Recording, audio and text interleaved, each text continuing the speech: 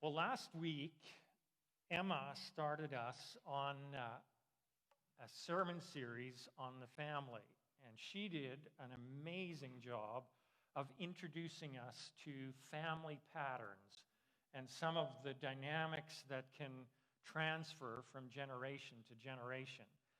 So I want to continue on the theme of the family today, and we have a little booklet, looks like this, that has all the notes in it for the whole series, actually. So if you have one of these, they're on today's one is on page 4.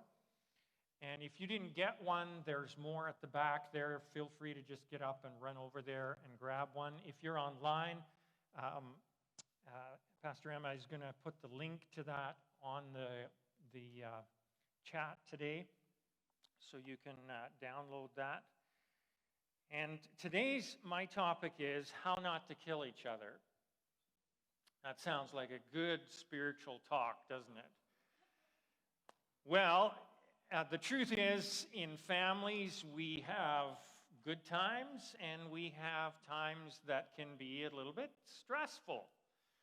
And if your family is such that it's wonderfully loving and kind and gentle towards each other all the time, come talk to me afterwards, and I'll get you up here to talk about family one of these Sundays.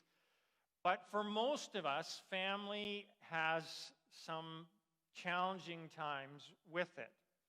And that's why next Sunday, Pastor Johan is going to talk about conflict in families. But today, I want to talk a little bit about personality types, because we all have different personality types. Now, if you have questions anytime during the talk today, feel free to text me your questions. The number will come up on the screen. There it is, 780-262-0940. And if we have time today, we will try to address those questions. If not, I'll get back to you on Facebook this week. And if you've got a private question that you don't want on Facebook, just say so in your text, and I'll just interact with you personally. So these sermons, that all of our sermons here at the Family Worship Center, but especially this sermon series, is designed to be very useful. And that's why we want to be interacting with you on your questions. And we want you to feel comfortable to invite anybody to tune in, either online or come in person. So I want you to feel comfortable that, no question is a bad question. We're all down-to-earth people here, so you can just interact with us any way you like. Now, I want to ask a question here. In your family, because in many families, actually I would probably say most families, there's one person who is sort of the comedian of the family, who keeps everybody kind of laughing. How many of you would say that, yeah, that's probably me in my family? Okay, there's a few people that put up their hands. Now, if you're online and you are one of the comedians in your family, send me a text. Let me know, yes, that's me. I'm the comedian in our family. And this of course, has to do with our personality type. Some people have a more upbeat personality. Some people, have other kinds of personalities. I'm not the comedian in our family. I think anybody in our family would agree that I am definitely the more serious type. Some might even say that I'm a wet blanket when it comes to comedy. But I really appreciate people who are, happy and make jokes and keep things light. And so if you're that type, I'm glad you're here, and I'm glad you're tuned in. Now, there's different ways to talk about personality types. Probably one of the most basic ones is introverts and extroverts. So most comedian type people would be in the extrovert category, the people that are outgoing. I would be in the introvert category. Now, that doesn't mean that just because I'm an introvert, I don't like people. Introverts can love people. It's just that we need time alone to kind of recharge our batteries after we've been with people. So those of you that know me well, you know that, I hope you know that I love you and, you're welcome to talk to me and so on and so forth. But after church on Sundays, I need to go home and be by myself for a while. That's just because I'm an introvert. Now, another way to look at personalities is type A personalities and type B personalities. So type A people are more driven, more ambitious, more get-her-done kind of people. Type B people are more kind of, well, let's see what today holds. Let's just enjoy the journey, more kind of follower type people. Then there's often in psychological circles 4 basic personality types. Now, the first personality types that I ever encountered were choleric, phlegmatic, melancholic, and sanguine. So those came out of the early Greek philosophy time. And then a few years ago, there was a kind of a popular way of categorizing those same 4 categories by animal types. Maybe some of you were exposed to the lion, the otter, the beaver, and the golden retriever.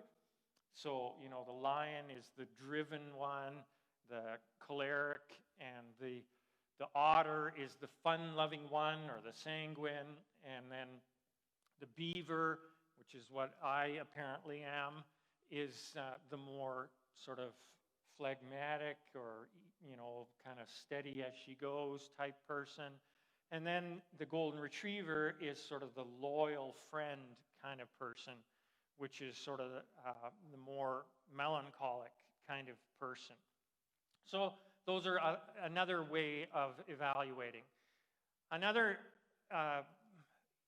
personality thing that happened a few years ago was called the DISC. Some of you may remember that one. And I'm trying to remember what the 4 are. Anyway, there's the 4 colors, the green, the blue, the yellow, and the red. Maybe some of you have run into that one. And then there was another one that came out that had 16 personality types a few years ago called Myers-Briggs. And they go by letters, so like INTJ and those kinds of things. And for a while, that was all the rage, and all I heard from my wife was all these different letters, and you're a this, and they're a this, and they're all these different letters, and it was kind of like, Anyway, she's used to teaching the alphabet because she teaches kindergarten, so it was good for her. And then there was another one called the Johnson, which kind of gave you a snapshot of your inner world and personality type. And then there was another one called the Berkman that came out. And the Berkman gave you sort of what was your normal behavior and what was your stress behavior. And so that was another kind. And then probably the most recent one is called the Enneagram. And the Enneagram has 9 personality types. Let's see if I can remember them. So the 1 is the reformer, the 2 is the helper, the 3 is the performer, 4 is the individualist, 5 is the investigator, 6 is the loyalist, 7 is the enthusiast, 8 is the challenger, and 9 is the peacemaker. Now, the Enneagram's origins are somewhat questionable, so just need to be aware of that. Now, in the Enneagram, my wife tells me I'm a 5, which is the investigator. I'm not totally sure that I am yet because I'm still investigating that.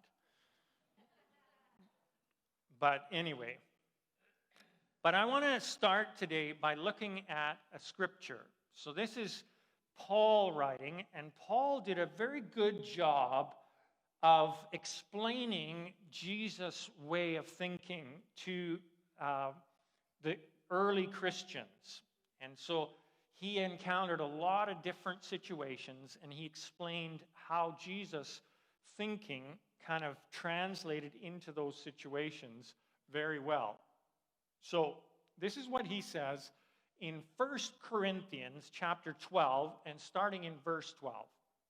So he says there, just as the human body is one, though it has many parts that together form one body, so too is Christ. For by one Spirit we all were immersed and mingled into one single body.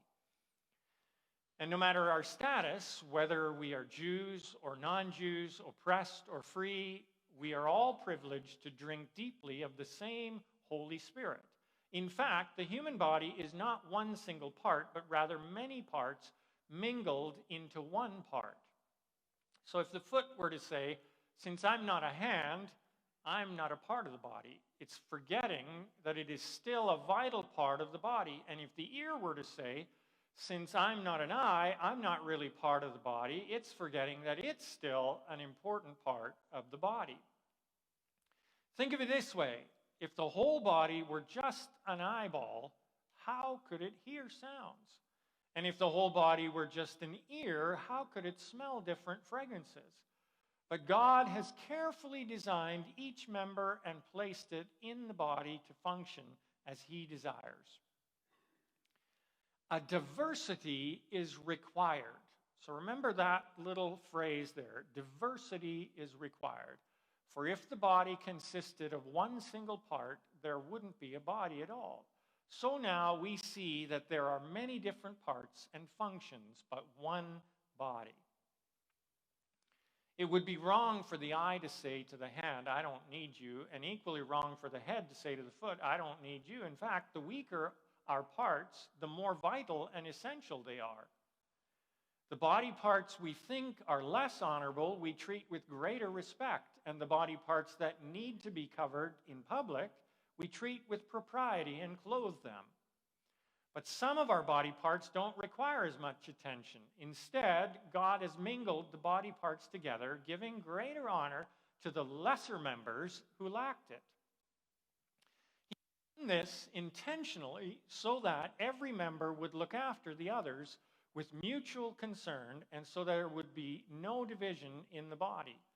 In that way, whatever happens to one member happens to all. If one suffers, everyone suffers. If one is honored, everyone rejoices. So Paul here is giving us a real overview of the importance of diversity within the church family in particular. So let me give you a little bit of the backstory here. So this church in Corinth was a mixture of Jews and non-Jews.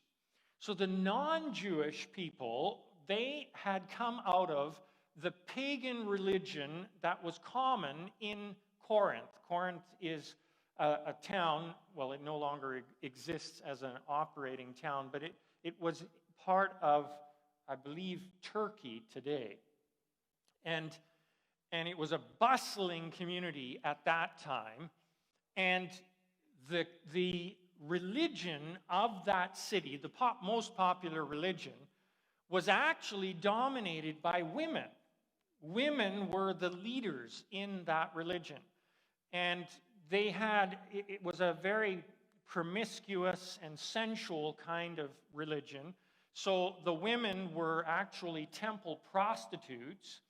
And the interesting thing is, these women, during their church services, if you will, would go into a trance, and in their trance, they would prophesy, or they would give words from God, and sometimes they made sense, sometimes they didn't, but everybody was in awe of whatever these women said while they were in this trance-like state. So that's basically, in a nutshell, I mean, there's a lot more, but in a nutshell, how the pagan religion of Corinth worked. And so people were now converting to follow Jesus from this religion, and they were bringing a lot of their ideas with them into the church. The Jews, on the other hand, they were also converting to following Jesus, but in their tradition, men were the leaders in the synagogues. And in Orthodox Jewish religion to this day, that is the case. And so in the Orthodox Jewish synagogues, men would sit in one place and women would sit in another place. And so, like, if you go to an Orthodox Jewish synagogue to this day, sometimes the men will sit on the main floor and the women will sit on the balconies, for example, or they might sit at the back and the men at the front or something like that. Anyway, women had very little to say in the Jewish tradition. And so this created some tension, as you can imagine, within the Corinthians church. Like, who is supposed to lead, the men or the women? Because the Corinthians that came from the pagan background, they thought naturally that the women should be the leaders. And the Jews, they naturally thought that the men should be the leaders. And into this, Paul writes these instructions from Jesus. And he basically says, look, we need a diversity of people to make up this one beautiful church that Jesus wants for his followers. So he's not saying the men should be the leaders or the women should be the leaders. He's saying we need a diversity. We need everybody to bring their best foot forward to the family of God. And that's how the body, and he uses this analogy of the human body, functions well. And he's saying in here that some parts of the human body are more naturally dominant than other parts. Some parts are more fragile, like your eyeball, for example, is more fragile. But your foot is less fragile. And so in the same way, he says, as a family of God, we need to protect those that are a little more fragile or sensitive, or whose personalities are a little less dominant, and other people who have a personality who is a little more outgoing or a little more, extrovert maybe. We need to be a little less careful there because they can kind of take care of themselves, if you will. And the beautiful thing is that basically the message that he's giving here is that everyone has a place in the family of Jesus. There's nobody that needs to feel excluded. But we need to make sure that those that don't normally stand up and voice their perspectives and the gift that they bring to the church, that we give them extra space to do so. So my question this morning is, who, in your opinion, would be a person that wouldn't get a voice or wouldn't have a very strong voice in the church? What would be a group of people that, in your perspective, we don't hear much from in the church? There's all kinds of people in our culture that are clamoring for a voice, clamoring to be heard. And sometimes it happens in, healthy, peaceful ways. Other times it happens in violent ways and in destructive ways. But as a church, we want to be a safe place for everyone, where everyone's voice can be heard. If you can think of a person or a type of person that wouldn't necessarily have very much of a voice in the church, I'd love to hear from you. Why don't you just send me a text? If you're tuned in online, just send me a text and say, yeah, this kind of person, whether you're that kind of person or not, I feel doesn't get much of a voice in the church. I think it's important for us as a church to be listening for those signals. So if you can send me a text and just let me know what you're thinking, that could be very helpful for me. See, the interesting thing is that the whole reason why Jesus came, why he came to earth 2,000 years ago, was to make God accessible for everyone. Up until that point, every religion had a hierarchy in it. And certain people had more access to God, maybe if they were a priest or if they were, a leader of some kind. They had more access to God than other types of people. And Jesus came and leveled the playing field completely. He said, nobody gets more access to God than anybody else from this point forward. Everybody stands absolutely equal before God after Jesus. And so Jesus basically comes to tear down all of the hierarchies of religion.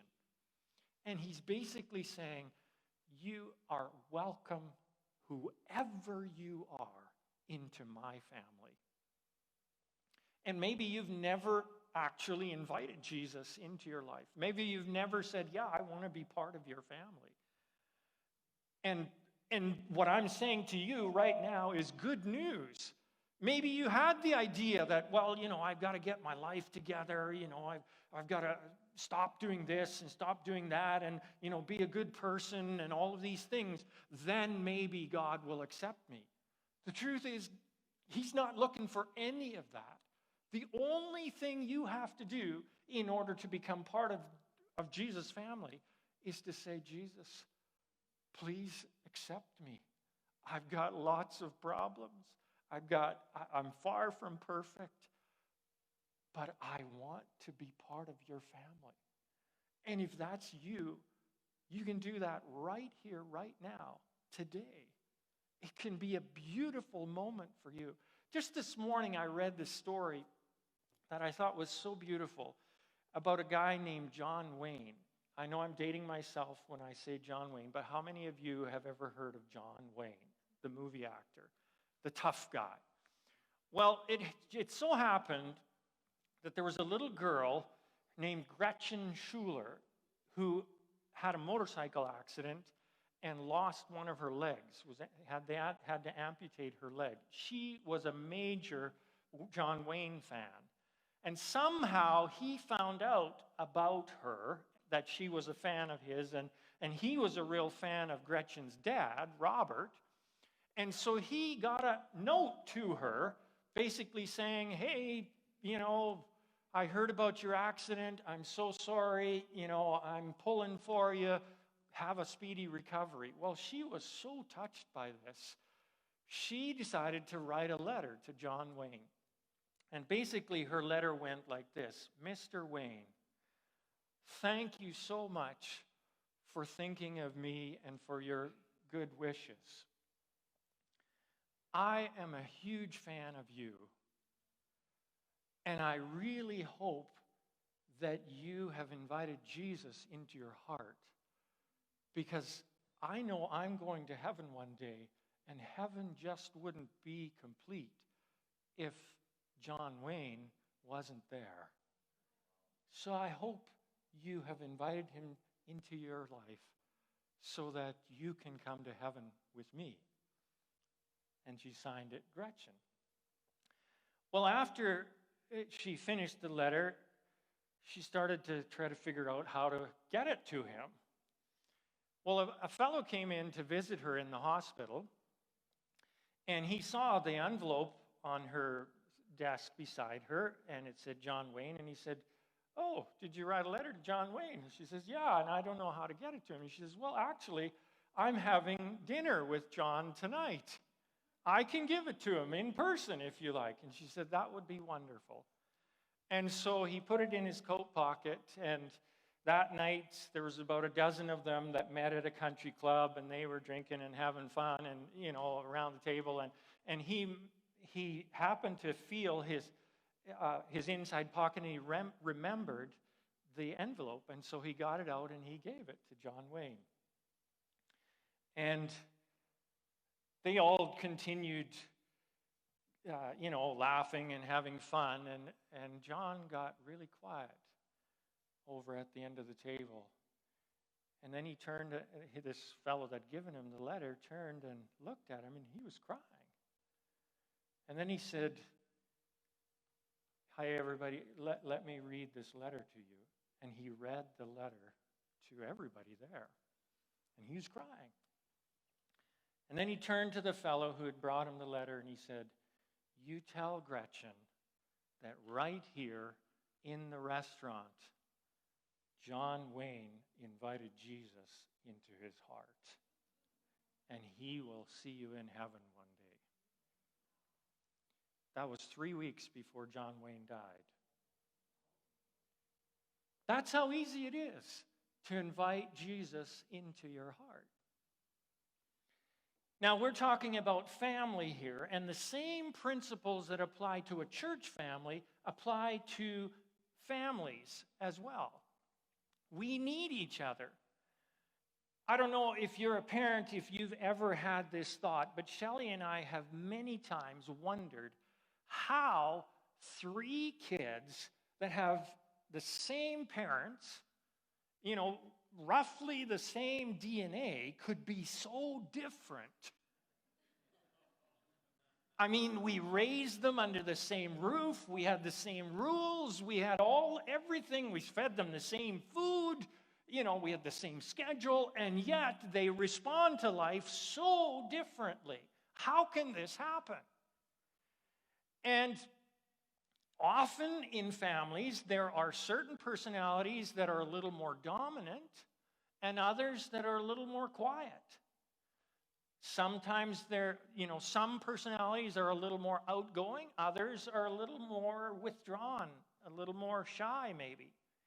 And I believe as a parent that it's important for us to make room for the personalities that are a little quieter, because they're not going to assert themselves as much, and so that the other personalities don't dominate the family.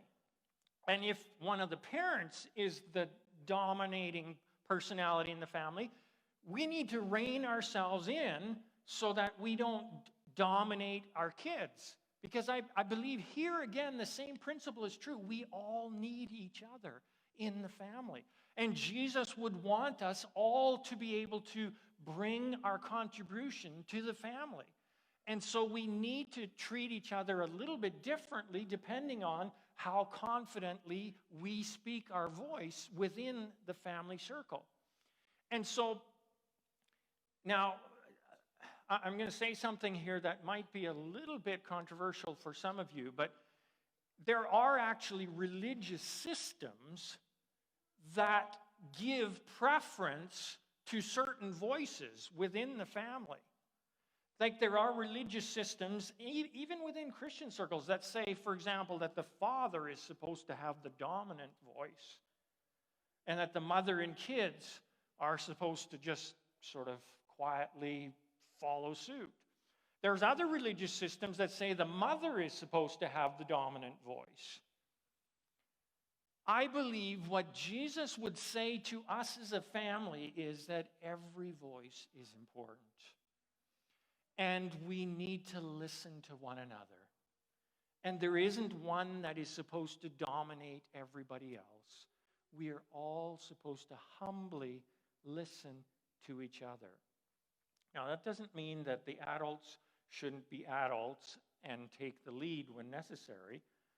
Absolutely we should. But everyone deserves and should be treated with respect and with a sense of love and grace.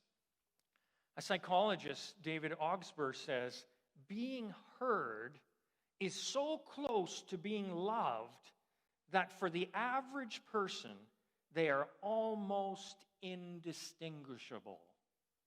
That is so powerful.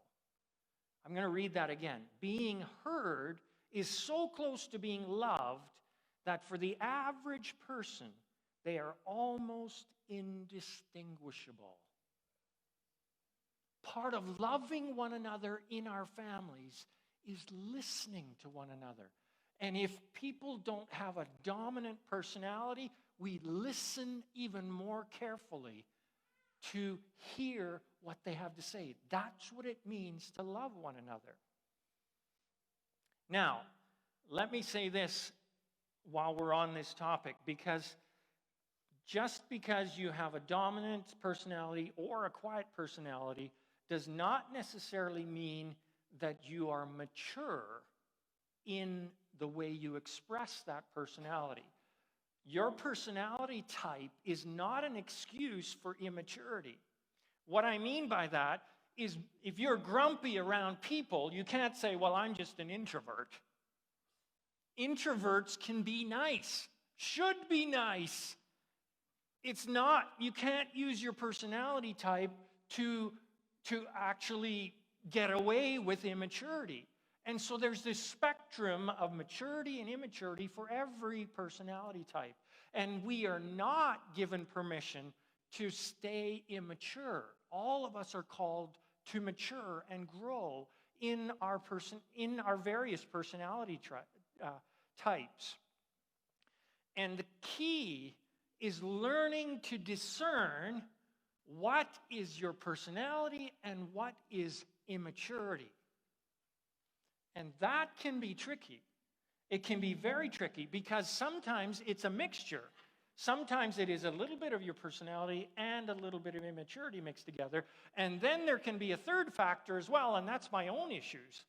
Whether my issues are of immaturity or so on can interact with other people. And so we need to have this sense of caution in the way that we interact with each other so that we don't jump to conclusions before we've fully heard the other person. And here's the key. You need to listen to understand. But most of us, most of the time, listen to respond. And listening to respond does not lead to understanding necessarily. How many of you know what I'm talking about? The person is talking to you and you're thinking about how you're going to come back.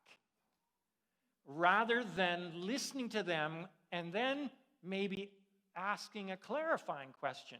If you look at Jesus all throughout the Gospels, one of the things that frustrated the people around him was that Jesus asked more questions than he gave answers. Jesus listened to understand more than he listened to respond. Jesus was constantly asking more questions. Help me understand this. Tell me about this. Tell me more about that. And that's what listening to understand is. And that is truly the key to family harmony on many levels. I want you to just stop for a minute and think about that. Do I listen to understand, or do I listen to respond most of the time? And when we listen to understand, that's when we open the door to truly being able to celebrate the differences around us. When we listen and learn, we're able or more able to begin to appreciate the differences between us and other people. And here's one of the really ironic keys. Actually, self-awareness helps us understand other people. Now, let me explain what I mean by self-awareness. Some people believe that self-awareness is understanding of all the, things about yourself that I like this and I don't like that and I like this and I don't like that. That's not really self-awareness. That's just being self-centered. Self-awareness is understanding why I feel the way I do. What's truly motivating me to do the things I do? That is healthy self-awareness. And the more we have that kind of self-awareness, the more we can understand other people's motives and other people's personalities and appreciate those differences. And understanding yourself in a self-awareness kind of way, I believe, ultimately comes from the Holy Spirit. So when we invite Jesus into our lives, the Holy Spirit comes into our lives, and when we listen to his voice, and we've talked about that at other times, we'll talk about that in the future as well, but when we listen to how he opens our eyes to things within ourselves, like our motives, it begins to help us mature and become the way Jesus envisioned us to be. So I'm not sure that we have time for any questions here today, but if you have a question, send it to me, and I'll get back to you for sure this week. 6 years ago, one of the greatest comedians that ever lived, his name was Robin Williams, committed suicide. It was a very, very tragic thing. Afterwards, as the backstory started to come out, they started to explain that Robin Williams had actually suffered from depression for most of his life. You would never, ever suspect that when you see Robin Williams in a movie or doing a stand-up or whatever. And unfortunately, that is actually not really that uncommon for people who are really funny. People who are very funny often are covering their deep inner wounds and sometimes depression and hurt with a facade of humor. And I love Robin Williams' movies. He is incredibly funny, or was. I don't know whether somebody really listening to him would have helped his situation. But I do believe that there may very well be people in our lives today who we could impact if we listened carefully to what they are trying to say. Not just blow past it or whatever, but actually stopping and asking clarifying questions. Going a little bit deeper with them. Something that we as Canadians often are very uncomfortable with. Maybe they're right in your own family even. Taking the time to say, hey, how are you really doing? Talk to me about what's going on inside of you. As we wrap up here today, I just want to mention that one more time that if you have not started a relationship with Jesus personally, wow, what an opportunity. Don't miss that opportunity. And if you're not sure exactly how that works, come talk to me or send me a text or whatever. I would love to help you figure out how to build a relationship with Jesus at a personal level. And if you are like John Wayne and you're saying, well, I'm ready right now. Maybe you're sitting in a restaurant watching this on your phone, or maybe you're sitting at home at your kitchen table watching, or maybe it's somebody sitting right here. I'm going to pray a prayer right now. And if you want to start a relationship with Jesus, why don't you just invite him in right now in this prayer? Jesus, I'm inviting you into my heart right now. I know I'm not perfect. I know I've made lots of mistakes. I know that I can't sort of pull myself up on my bootstraps and somehow, be whatever I need to be. I just, I want you in my life. I want you to help me live my life. And I want to go to heaven with you one day. So please come in right now. Amen. So if you invited Jesus in right there, if you made that your prayer, let me know. I'd love to hear from you. Now, today is Thanksgiving, and I know that probably you'll gather with friends and family, maybe or maybe not, but at some point during the weekend, you'll probably say thank you, maybe to God or maybe to other people. Let me encourage you today to get your phone out right now. Think about the comedian in your family. And I would like to encourage you to text that person right now and just thank them for all the laughs they've brought to your life. So, yeah, it's okay. You can get your phone out in church. I'm giving you permission. And just send a text right now. And then I've got a thought here for you to think about over lunch today. So I'm going to wrap up here, and Emma is going to take over from here.